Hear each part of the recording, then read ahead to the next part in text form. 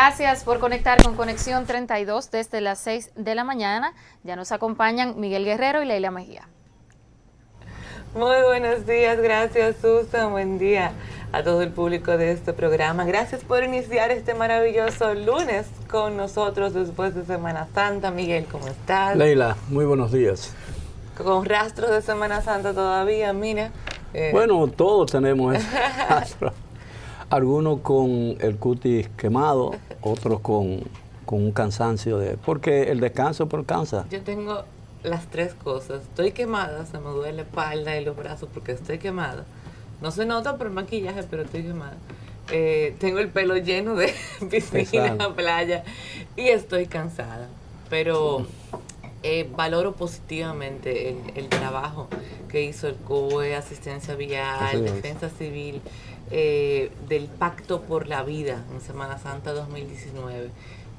Pareciera que el número de personas que perdieron la vida es menor en esta ocasión, creo que va por 27, pero como bien nos explicaba el subdirector del COE, no se trata del número de muertos, porque en un mismo accidente pueden haber más muertos y en otro accidente uno solo, sino de la cantidad de eventos y accidentes que se pueden evitar. Sí, muchas veces también se contabilizan personas que mueren en esos días por otras causas que no nada tienen que ver con los excesos ni los accidentes de automóvil, pero que murieron en lugares que fueron a descansar, pero de un infarto o de cualquier cosa imprevista, de una enfermedad y se cuentan eso, se cuelan eso en el número. Pero de todas maneras, yo pienso, estoy totalmente de acuerdo contigo, que hay que inclinar la cabeza para reconocer el trabajo intenso y dedicado y valeroso que hace toda esa gente y todos esos organismos que en lugar de estar en sus casas o en algún lugar compartiendo con su familia, están en un lugar a veces peligroso, expuesto a los rigores del tiempo y los elementos, de la lluvia, del sol, del salitre. Sí. Méndez, el general sí. Méndez, ese hombre tiene más de 2 décadas que no sabe lo que pasar una Semana Santa con su familia. Ni una Navidad. Ni una Navidad, ni tomarse una vacación. Y lo mismo todos los otros oficiales. Y yo creo que el país tiene que reconocer la dedicación, porque incluso la recompensa salarial y laboral que reciben esa gente no compensa, claro que no compensa ese trabajo. Es importante y eso demuestra que el Estado no es tan estéril como mucha gente piensa. Y yo creo que ese tipo de acción y ese tipo de programa tiene que contar con el apoyo de la gente. Mira, yo he escuchado a gente quejándose por el carreteo que hay en carretera. De gente que tiene un afán, lo que por tiene el tiempo, pero bueno, pero la gente tiene, si usted tiene prisa por llegar, vaya el sábado, regrese el sábado o regrese el domingo, levántese temprano y regrese el domingo en la mañana. No es a la hora que yo quiero y como yo quiera. Mira, yo vine temprano, yo regresé temprano en la mañana, mucho antes del mediodía, llegué aquí a mi casa tranquilo antes del mediodía, pero ya se veían señales muy claras de que iba a haber un intenso tránsito vehicular por la autopista del este. Y ya se veían esos vehículos deportivos con una marca muy famosa haciendo competencia a la carretera. Yo decía, quizás los dueños de estos vehículos piensan que morir dentro de un carro deportivo que cuesta $200,000 es una muerte más digna que morir en su casa o en una cama de un hospital. Pero yo quiero insistir en algo que yo he venido diciendo desde hace muchísimo tiempo. Es decir, esa gente, el que actúa de esa manera, manejando a una velocidad no permitida en la carretera, no es más que un irresponsable. claro. Y en manos de ese irresponsable está la vida y la seguridad física de todos aquellos que en ese momento circulan por las carreteras donde esa gente está circulando. Un vehículo es un arma. Exacto, letal. Es un arma letal. Yo quiero aprovechar también, porque las cosas buenas hay que decirlas y agradecerlas. Yo quiero aprovechar que estamos hablando de este tema para lo que yo te mencioné, te escribí para decirte, mira, hay una situación. Yo fui informada de algo que estaba pasando en La Caleta con un buzo que aparentemente estaba perdido. Inmediatamente contacté a las autoridades. Eso fue el viernes, ¿no? Yo te escribí el jueves o el viernes. El jueves o el viernes, exactamente. Inmediatamente contacté a las autoridades de las Fuerzas Armadas, porque la persona que me lo informa dice, mira, en principio una lancha, pero como hace 3 horas que se supone que se le acabó el tanque, si está vivo, debe haber ascendido, quizás con un helicóptero se pueda ver más rápido. El punto es que no sé si con lancha o con helicóptero, lo que sí sé es que la respuesta fue muy rápida por parte de las Fuerzas Armadas, incluso por el propio ministro a título personal, que se tomó el tema muy en serio, el ministro de Defensa.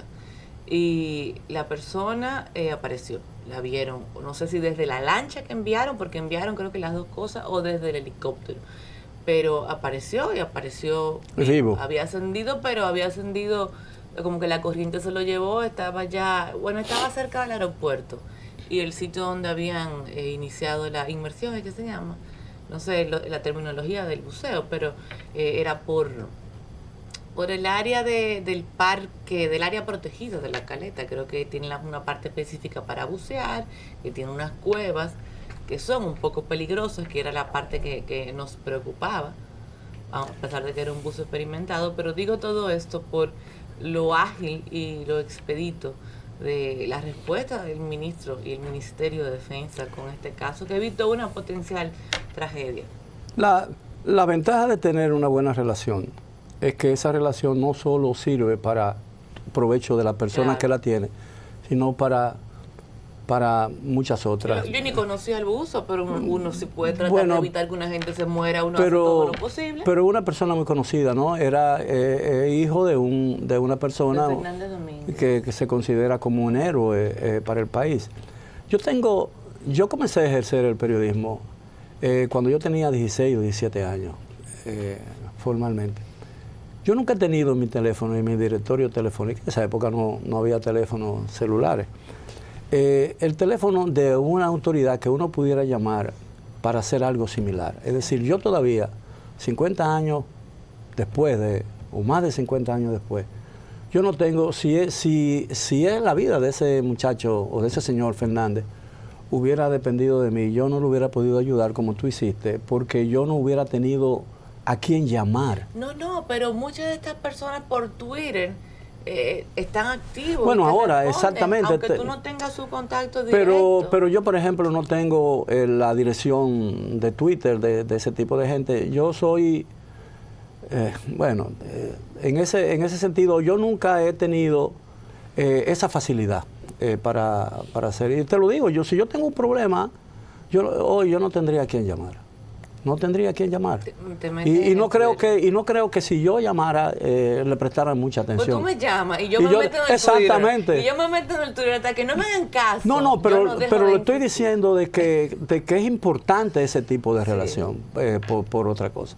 Mucha gente se ha salvado porque en aquella época tenían un radioaficionado y el radioaficionado llamaba y esa llamada le llegaba a alguien y ese alguien se motorizaba, se movía y seguía llamando a mucha gente. Porque hay gente, y yo quiero volver otra vez al tema del voluntariado.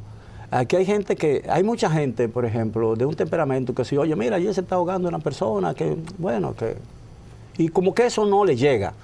Pero hay otra que se preocupa, aunque no sepa de quién se trate, y se moviliza, y que fue el caso tuyo. De todas maneras, yo creo que eso es sumamente importante. Cada vida tiene un valor muy grande y a veces la persona que uno menos cree es la que le presta mayor servicio a una comunidad. Y a veces la personalidad real de un individuo o de una individua, un individuo debía ser femenino también, pero tengo que cuidarme ahora del lenguaje de género. Por mí no, que yo tú sabes sé, que pero, yo con eso no tengo pero problemas. no quiero que me diga machista por eso, ¿entiendes? Entonces, no lo dirás de mí. No, yo lo sé, pero lo que quiero decir es que mucha gente se preocupa todavía de ese tipo de cosas y eso es bueno que esas cosas pasen. Claro. Es bueno que ese tipo de cosas pasen. En otro orden, para cerrar ya el tema de Semana Santa, porque muchas otras cosas, pero yo quería externar una preocupación. Yo estuve en el este y aunque uno pasa más tiempo en las partes turísticas. A veces uno también visita el pueblo por diferentes razones. Me refiero a la provincia de la Altagracia, porque estuvimos en la zona de Bávaro, Punta Cana, pero llegamos hasta Miches también, o sea, varias zonas. Y tengo una gran preocupación por la inmensa cantidad de haitianos que han montado mercados ilegales en la provincia de la Altagracia, a niveles tales de que han ocupado incluso las aceras de una parte de la gobernación de esa provincia. Todo esto se ha extendido hasta las partes turísticas. Hay barrios dentro de la zona de Verón, de la zona de Punta Cana, de Friusa, que está muy cerca de Bávaro y Pueblo Bávaro, que son barrios donde primero se han montado muchísimos mercados ilegales por haitianos y segundo son barrios tan peligrosos a los cuales hay advertencias serias por parte de las cadenas hoteleras de que ni se acerquen. Y cuando tú pasas por ahí te das cuenta que son haitianos, no son dominicanos, son haitianos, que no solo han arrabalizado y han dañado una parte importante de una zona turística del país, sino que también están causando estragos con la delincuencia. Y eso a mí me preocupó enormemente en el marco de la parte bonita, interesante de Punta Cana, toparme con esa realidad que es un gran contraste en la misma zona.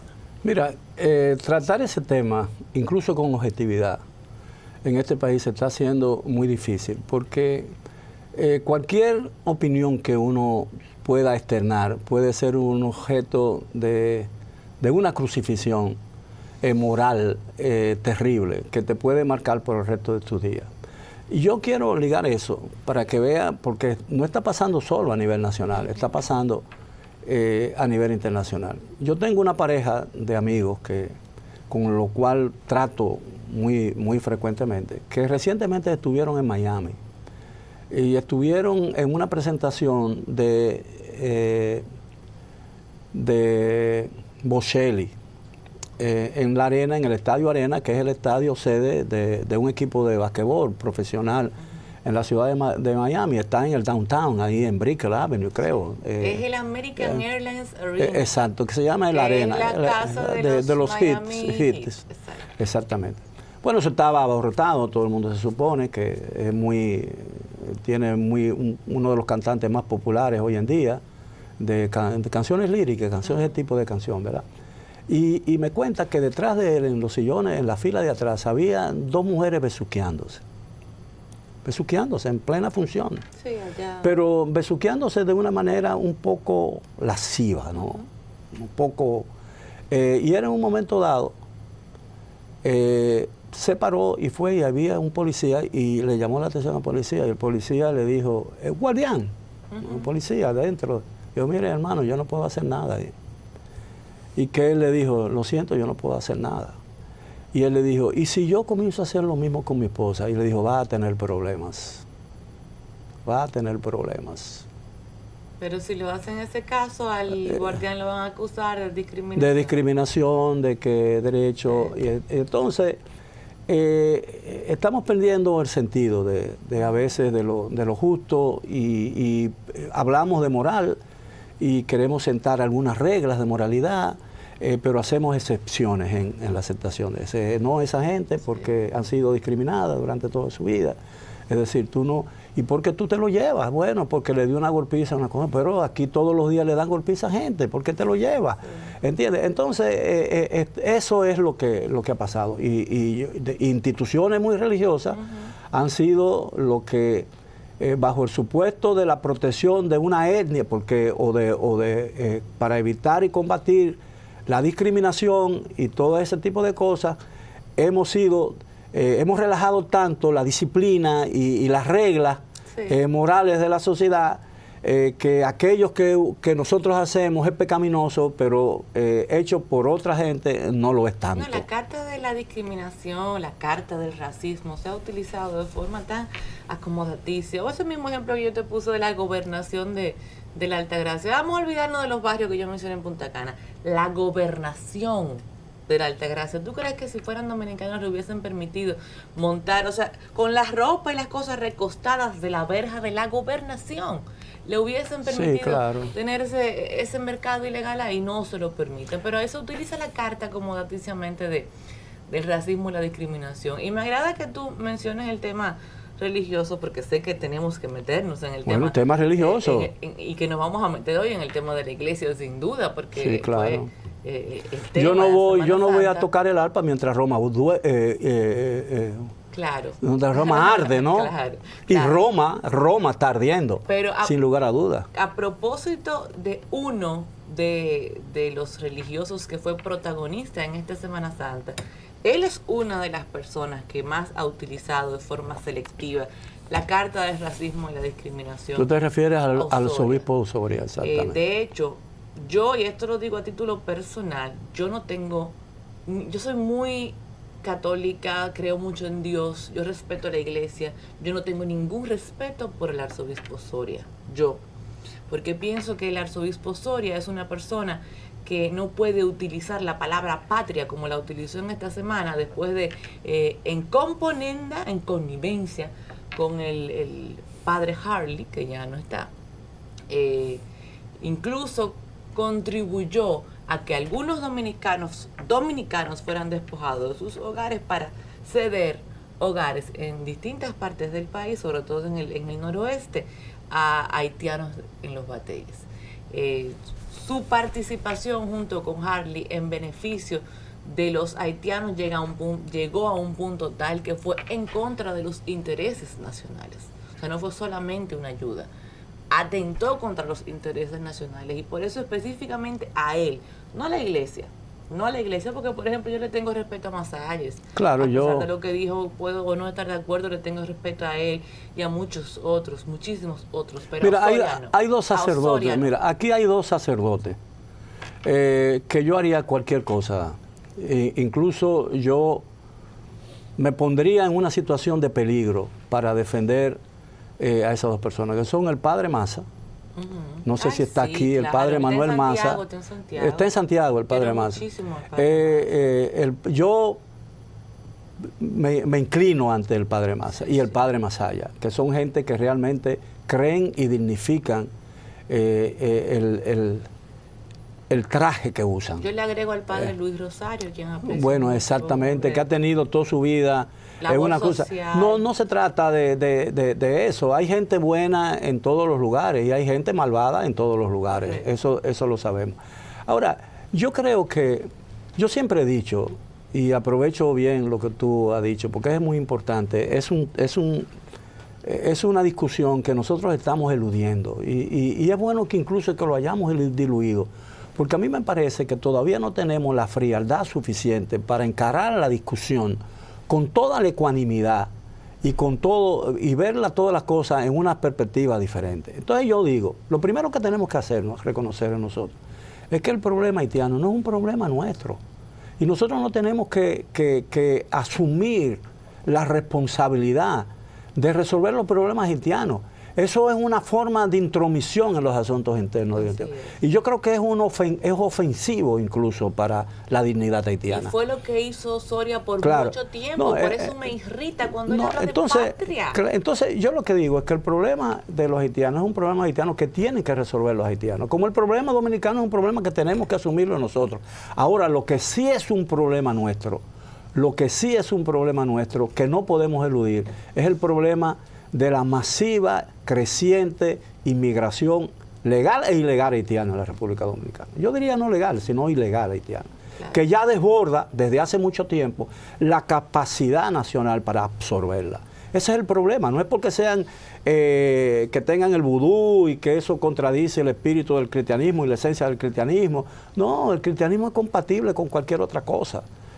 Cuando uno lee y el verdadero cristiano no hace ese tipo de discriminación, de que el vudú y de que la otra religión, el protestantismo y todo ese tipo de cosas. Lo que sí es un problema nuestro es la inmigración, que tenemos que abordarla con toda la seriedad y pensando más en los dominicanos, porque déjame decirte, lo único que yo realmente reprocharía es que la política de repatriación de los haitianos se haga sin tomar en cuenta principios básicos y elementales de respeto a los derechos humanos. Es decir, tú coger aquí una familia, coger al padre y llevártelo y tirarlo en la frontera y dejar a los hijos. No es el caso aquí. ¿Entiendes?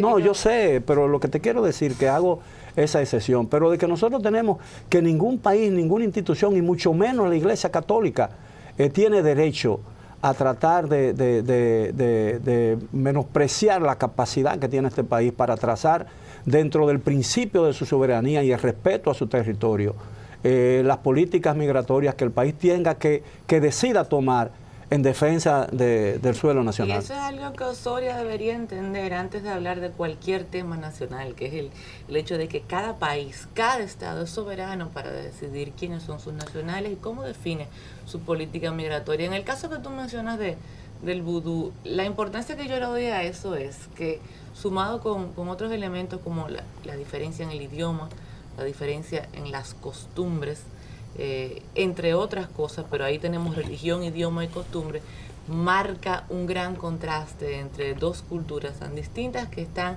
en una isla, porque estamos en la misma isla. Eso es lo que hace también un poco más difícil. Hay una barrera difícil de superar. Es una barrera difícil de superar, pero como bien dices, el tema principal está en que se ha desbordado la capacidad que tiene el país. Vamos, yo trato de, y yo supongo, yo le pregunto a la gente que está viendo, ojalá no apaguen o cambien cuando oigan lo que yo les quiero decir. Yo me hago una reflexión. Bueno, yo digo, ¿está todo tan bien como dice el gobierno? Por supuesto que no. No. ¿Está todo tan mal como dice la oposición? Por supuesto que no. ¿Estamos cerca de una dictadura y nos encaminamos a una dictadura como dice la iglesia? Pero por Dios. La iglesia vivió, a pesar de que la iglesia fue un sostén moral, incluso un sostén intelectual que justificó 31 años de dictadura hasta el final, cuando los intereses se hicieron incompatibles. Oye esto, cuando los intereses se hicieron incompatibles. Sí, estamos hablando de la era de Trujillo. De la era de Trujillo. Es decir, el que vivió o ha leído sobre esa dictadura, lo más lejos que hay de esa dictadura, de una dictadura que hoy es la República Dominicana. Es decir, nada más hay que abrir los periódicos y encender la radio o la televisión para uno saber que esto es lo más, la posición diametral. Aquí hay gente que está todos los entonces, días, a mí me parece... diciendo de todo de los funcionarios gubernamentales y no pasa nada. No, pero a mí me parece que también hay abusos que son, que para los cuales yo no tengo calificativo. Y a mí me da mucha pena que la oposición diga que estamos cerca de una dictadura o que se está edificando una. Porque si eso fuera cierto, la oposición no existiera en este país. Claro. Lo primero que hace una dictadura es neutralizar y aniquilar todo rasgo de oposición. Y a mí lo que me sorprende es que en esa ola se hayan montado reformistas. Y lo digo específicamente por Ito Bisonó, a quien aprecio muchísimo. Es mi amigo, le aprecio muchísimo, pero a él no le pega después de los 22 años de Balaguer, que pudieron haber sido 40, porque... montarse en esa ola de decir que aquí en este país hay una dictadura. Yo no le di tanta importancia como se la dio mucha gente, obviamente, por lo que vi, sobre todo en las redes sociales, pero en la mayoría de los medios de comunicación, porque yo no entendía que esto es la posición de la iglesia como tal. Esta es la posición de algunos sacerdotes de forma específica. No, aquí en este caso es el episcopado. Sí. Es la iglesia. Lo que sonó en el fin de semana es la posición de la iglesia dominicana. Pero yo quise verlo como un mensaje aislado, porque si lo veo como toda una iglesia, mira, por ejemplo, en el mismo Twitter, varias personas de esas que se definen progresistas, pero que no lo son tanto, ¿verdad? Esos mismos que se pasaron la semana apoyando a los religiosos que encabezaron este sermón que hablaba de dictadura y todo lo demás, fueron los que la semana pasada crucificaron al Papa, el líder de esa misma iglesia, por condenar a todos aquellos que rechazan a los homosexuales. El Papa la semana pasada dio un mensaje condenando a los que maltratan y rechazan a los homosexuales. Y la iglesia dominicana Y esos mismos fueron los que estaban diciendo, bueno, dijeron cosas horribles, hasta acusaron al Papa de ser él, pero una barbaridad sí. para un católico. Acusaron al Papa de que él decía eso porque él era un homosexual. Sí. Mira qué barbaridad. Y esos fueron los que salieron una semana más tarde a apoyar porque se le acomoda a su posición, a sus intereses, se le acomoda a sus intereses, entonces fueron los que salieron a apoyar.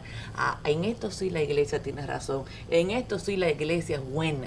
Y en esto pero mira, para hacer, y sé que decir esto es, cuando yo voy a decir esto, me recuerdo de una famosa frase de Alejo Carpentier, cuando en una rueda de prensa que dio, cuando lo confirmaron como, la revolución lo confirmó como embajador ante la UNESCO de Cuba, ¿no? Y le preguntó, después le dijeron, bueno, caramba, tú estás abrazando un régimen que aparentemente contradice toda tu vida. Dice, como si yo no supiera que el escritor que se pelea con la izquierda está perdido, como si yo no lo supiera.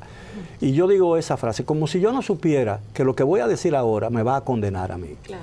Déjame decirte, aquí una de las cosas que más frecuentemente se le acusa al gobierno dominicano es que tiene la prensa dominicana comprada, la prensa comprada. Yo voy a hacer el Listín Diario. Vamos a poner, ¿el Listín Diario está comprado por el gobierno? No, nada más hay que leer los editoriales. El Listín Diario es un periódico controlado por un partido político de oposición, así es, que es la Fuerza Nacional Progresista. Tú sabes que la opinión de la Fuerza Nacional Progresista es casi una opinión editorial en ese periódico.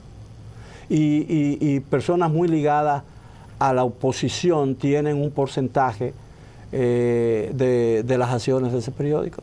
Todo el mundo lo sabe, porque cuando ese periódico se iba, que pertenecía al Baninter, y el presidente de entonces, en el régimen de entonces del doctor Leonel Fernández, se sacó del expediente de Baninter y permitió que fuera personas que estaban interesadas en controlar ese periódico y se hicieran de él. Eso fue lo que eso se la verdadera historia. Y otra cosa, entonces, me la voy a jugar. No, pero espérate, déjame terminar el análisis. El Hoy, un periódico crítico, responsable, para mí el mejor periódico dominicano.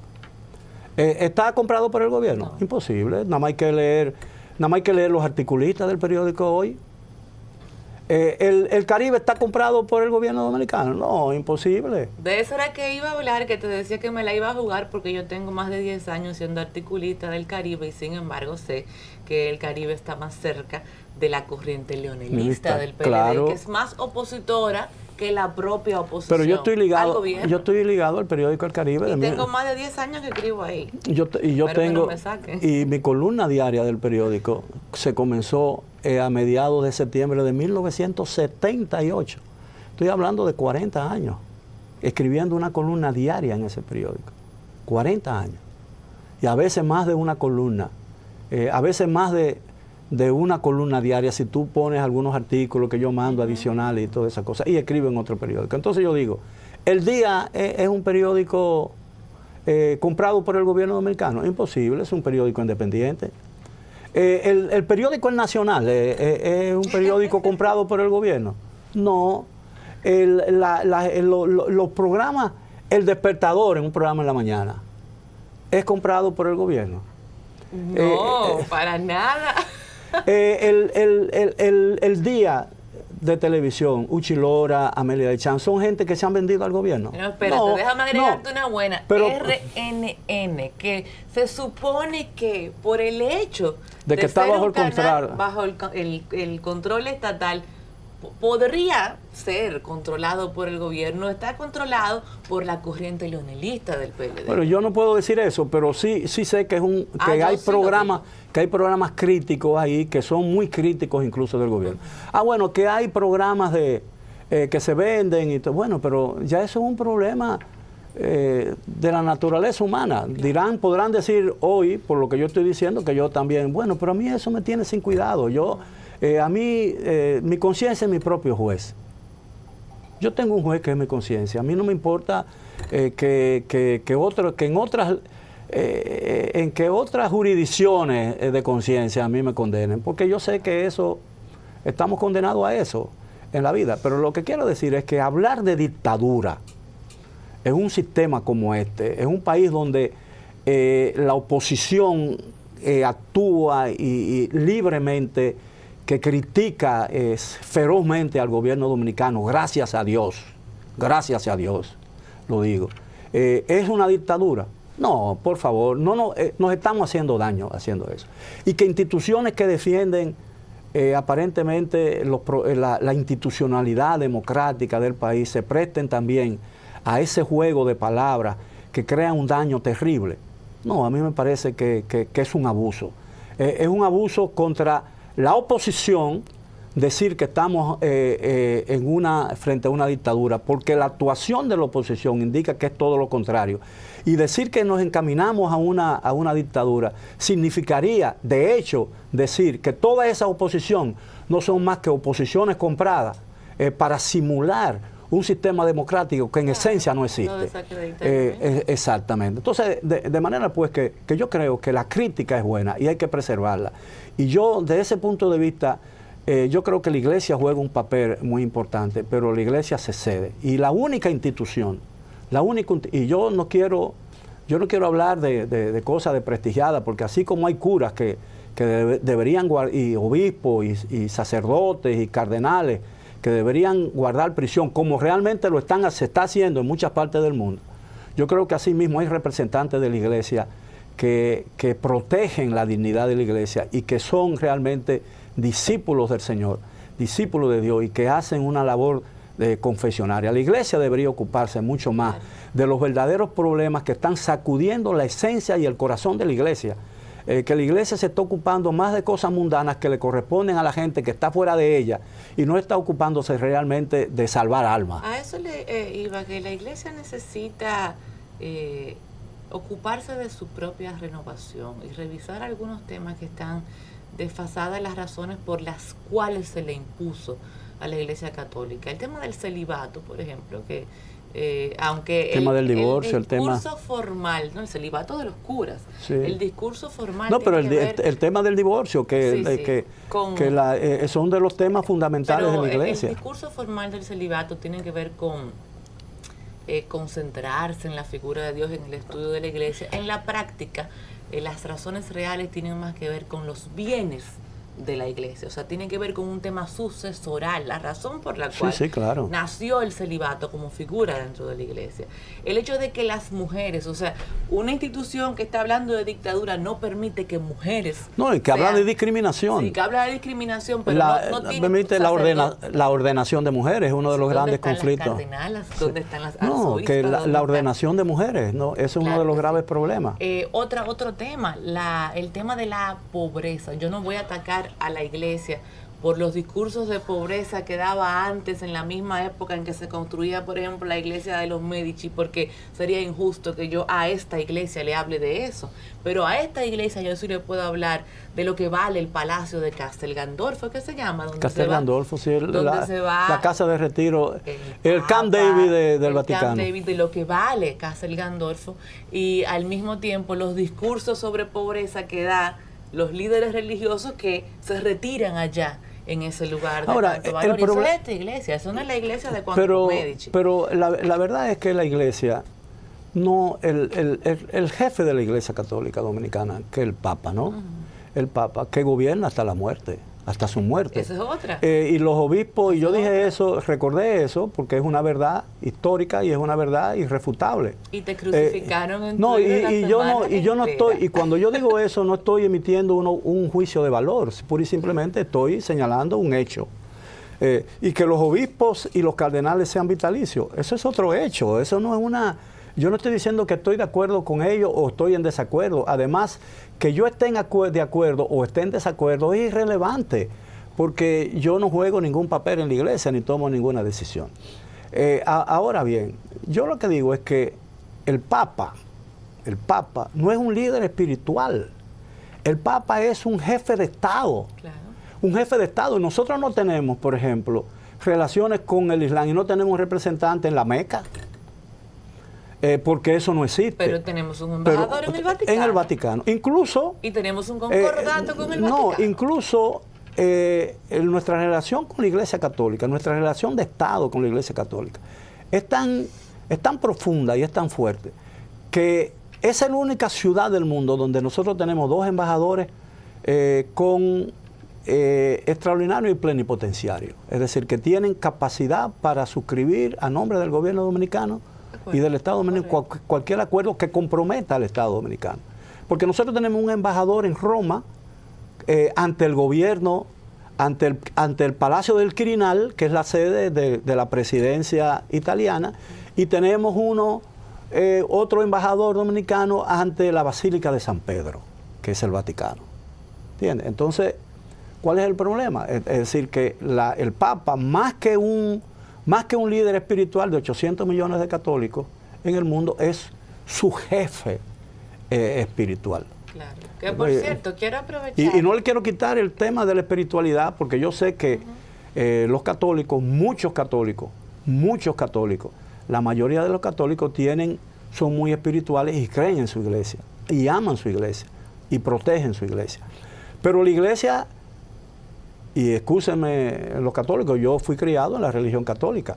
Es decir, la relación del Estado dominicano con el Estado Vaticano y con la Iglesia Católica tiene una característica, diría yo, ¿cómo lo llamaría para no hacerlo muy parasitaria? Porque el gobierno dominicano asumió desde el concordato el financiamiento de muchas de las actividades de la iglesia. Y a pesar de, oye, pero perdón, perdón, yo sé que tu opinión es mucho más importante, pero lo que quiero es completar una idea, es decir, la relación desde la violación más grande que existe aquí de la Constitución Dominicana, una de las violaciones más notables y prolongadas, es la relación entre el Estado Dominicano y la Iglesia Católica, porque la Constitución Dominicana, esta Constitución y las anteriores establecían que a pesar de Dios, patria y libertad y de que el país nació con el espíritu cristiano, la Constitución establece la libertad de culto, es decir, y que se supone que una libertad de culto significa que el Estado no le reconoce a una religión específica lo que no le reconoce a las otras, y eso no se da aquí. Porque la religión católica, debido al Vaticano, debido al concordato, tiene una situación de privilegio frente a las demás religiones con relación a su trato con el Estado dominicano. Sí, era justo eso lo que quería señalar a propósito de que Susana... Pero tú lo puedes decir mejor que yo. No, ya tú lo dijiste. A propósito de que Susana, que estaba aquí, Susana Gotrolo, planteó ayer la necesidad de revisar el concordato, y de hecho entiendo que el concordato en muchas partes no solamente está desfasado, sino que tiene artículos que son inconstitucionales, o sea que podría someterse a una acción ante el Tribunal Constitucional. Sí, pero hacerlo eso ahora sería una bestialidad. Claro, porque no es el momento, porque... parecería que es una reacción del Estado. Parecería una retaliación, no es el momento. Estoy totalmente de acuerdo contigo. Pero sí, efectivamente, es un tema que no de ahora, sino desde hace tiempo era necesario revisar, porque es abiertamente inconstitucional, no solo por el tema de libertad de culto, sino por otros aspectos más. Pero bueno, ya estamos en tiempo de... Sí, pero déjame decirte algo sobre la religión católica. En la relación de la República Dominicana con los demás estados, existe el protocolo que se da entre relaciones en los estados. Si, por ejemplo, Estados Unidos, Francia, Italia, Rusia, quieren tener un embajador en la República Dominicana, lo nominan ante el gobierno dominicano y el gobierno dominicano da su placet o no le da el placet. El placet es el consentimiento. Sí. Es decir, el placet significa, o lo acepto como tu representante aquí en la República Dominicana. Bueno, en la relación con el Vaticano, la República Dominicana no tiene esa facultad. No, es automático. Que es automático. El Vaticano designa un nuncio papal, que es el nombre del embajador del Vaticano en la República Dominicana, y pura y simplemente al Estado Dominicano no le queda más remedio que aceptarlo. Así es. Fíjense hasta dónde llega ese vínculo con la Iglesia Católica. Así es. Estamos en tiempo de nuestra entrevista. Como sabes, y como algunos de ustedes saben, me voy a ausentar algunos días de esta semana de la parte de la entrevista, porque tenemos el evento el domingo. Ay, no lo haga. Ando en el Media Tour, y te lo digo porque quiero que ustedes vayan al evento el domingo y quiero que tú Así vayas al es. evento el domingo. Me refiero a mi día especial, la segunda versión, en el pabellón de voleibol del Palacio de los Deportes, en el Estadio Olímpico. ¿A en qué el Estadio hora? ¿A Olímpico, partir de qué hora? de 11 de la mañana a 6 de la tarde. Es un pasadía familiar, pero está enfocado en nuestros niños con necesidades especiales, autismo, síndrome de Down, parálisis cerebral y otras. Y digo enfocado en ellos porque se ha priorizado muchas de las cosas que ellos necesitan para sentirse bien. El hecho de que tienen hipersensibilidad auditiva para no tener una bulla, la seguridad para que los padres se sientan tranquilos de que el niño no se le va a ir. Las personas que van a trabajar en el evento están especializados en muchos de estos Es decir temas. que Son maestras sombras. Cualquier padre, cualquier familia que tenga un niño en esas condiciones puede llevarlo. Correcto, pero no Ok. es excluyente. O sea, no es de que, bueno, espérate, yo tengo un niño con necesidades especiales y tiene 2 hermanitos, él baila, hermano, no, claro. Que vaya no. todo el mundo, claro. Vayan todos. Además vamos a tener un bazar dentro de la actividad para que tengan opciones de comidas y opciones de muchas cosas, incluso alegóricas al tema del autismo. Habrán juegos inflables, todo muy seguro, shows de magia, shows de perros de terapia, perros de asistencia a personas con discapacidad, perros en adopción, un mini acuario, bueno, una gran cantidad de cosas para toda la familia. Me gustaría que nos apoyen, independientemente de que tengan o no hijos con necesidades especiales. Bueno, esa es una labor loable y yo creo que todos tenemos la obligación de cooperar con esa y cualquier otra actividad que persiga los mismos objetivos que persiga esto. Te Lo que felicito. significa que tú tienes que ir.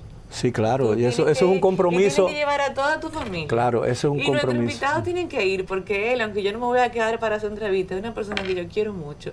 Porque él estaba en el primer programa en el que yo comencé hace 20 años ya. Ay, Dios mío. En Global y Local, el economista Henry Gebrat estará aquí, está con Tiene nosotros. 20 años en el que... En televisión. y En tú co- matutinos, porque y tú, era y tú matutino. comenzaste a los 35, ¿no? Imagínate, tú estás bien grande. No, Yo comencé a los 16. Yo tengo 36.